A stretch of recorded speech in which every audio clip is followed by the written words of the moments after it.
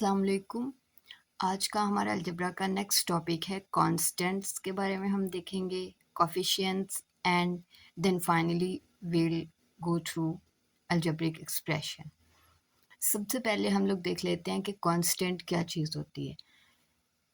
Constant एक ऐसी quantity होती है जिसकी वैल्यू फिक्स रहती है, यानी कि अनचेंज्ड, वो चेंज नहीं होती। जो उसकी वैल्यू होती है बिल्कुल वही फिक्स रहती है। ठीक है, इसकी डेफिनेशन क्या बनेगी? A quantity whose value remains unchanged which can be said as fixed. For example if we have expression like this, अगर हमारे पास इस तरह का कुछ लिखा हुआ है जिसमें क्या है n+m+4। अब हमने यहाँ पे बताना है कि कौन सी चीज़ फिक्स है जिसकी वैल्यू चेंज नहीं हो रही, क्योंकि n जो है ये हमारे पास अननोन है। ठीक है, इसकी कोई भी वैल्यू हो सकती है, तो इसकी वैल्यू फिक्स नहीं होती। ठीक है, और इसी तरह एम भी हमारे पास वेरिएबल है, हम पिछली लेक्चर में पिछली वीडियो में हम पढ़ चुके हैं। ठीक है, ये जो फोर है, फोर ही रहेगा, ये फोर को हम चेंज नहीं कर सकते। तो फोर क्या है? ये अनचेंज्ड है। तो यहाँ पे ये हमारे पास क्या होगा जी? कांस्टेंट। क्या है? Four constant. Next we have coefficient.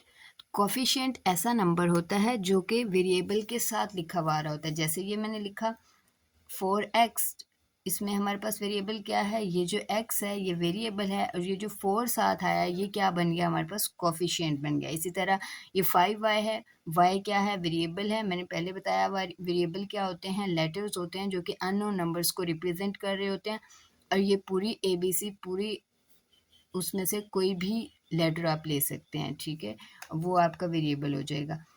Coefficient. अब आप लोग एक काम करेंगे, आप वीडियो को थोड़ा सा पॉज करके मुझे डिफरेंट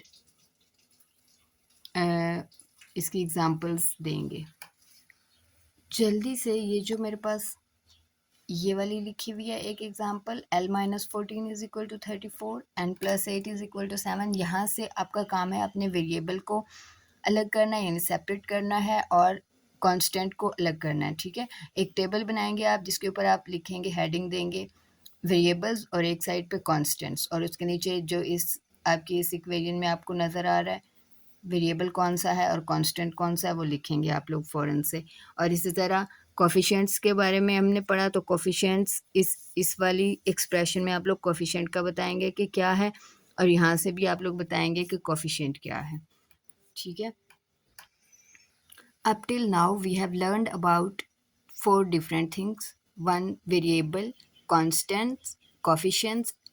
ठीक है, इसके अलावा आपके पास जो बेसिक नॉलेज है वो आपके पास है कि बेसिक अलजेब्रिक ऑपरेशंस होते हैं, वो कौन कौन से होते हैं जी? सब लोग खुद लिखेंगे कौन कौन से होते हैं। Plus, minus, multiply and divide, इनको हम लोग क्या बोलते हैं? Algebraic operations. अब जो चीज़ नेक्स्ट हम पढ़ने जा रहे हैं अलजेब्रिक एक्सप्रेशन, उसमें ये चारों चीज़ें जो अब तक हमें पता है, हमारे नॉलेज में है, ये चारों चीज़ें यूज़ होती हैं, यानी इन चारों चीज़ों के कम्बिनेशन से बनता है आपका अलजेब्रिक एक्सप्रेशन। कैसे? फॉर एग्जांपल आपने पढ़ा वेरिएबल, वेरिएबल आए, आपका कोई भी सिंबल आए यहाँ से प्लस फॉर एग्जांपल, उसके बाद आपका कांस्टेंट आए, ठीक है, कोफिशिएंट भी आए, ये सारी चीज़ें मिलके क्या बनाती हैं? एक अलजेब्रिक एक्सप्रेशन बनता है। उसके बाद and for example like this 4x + 5y + 5, ये चारों चीज़ें मिली हैं, कोफिशिएंट, वेरिएबल, सिंबल, ठीक है, कांस्टेंट, ये सारी चीज़ें मिलके उनका कम्बिनेशन बनाया, तो ये हमारे पास क्या बन गया है? एक अलजेब्रिक एक्सप्रेशन बन गया। अब आप बड़ी आसानी से अलजेब्रिक एक्सप्रेशन की डेफिनेशन कर सकते हैं। उसके बाद कोफिशिएंट्स, कांस्टेंट्स, ये सारी चीज़ें आपने इसकी प्रैक्टिस करनी है।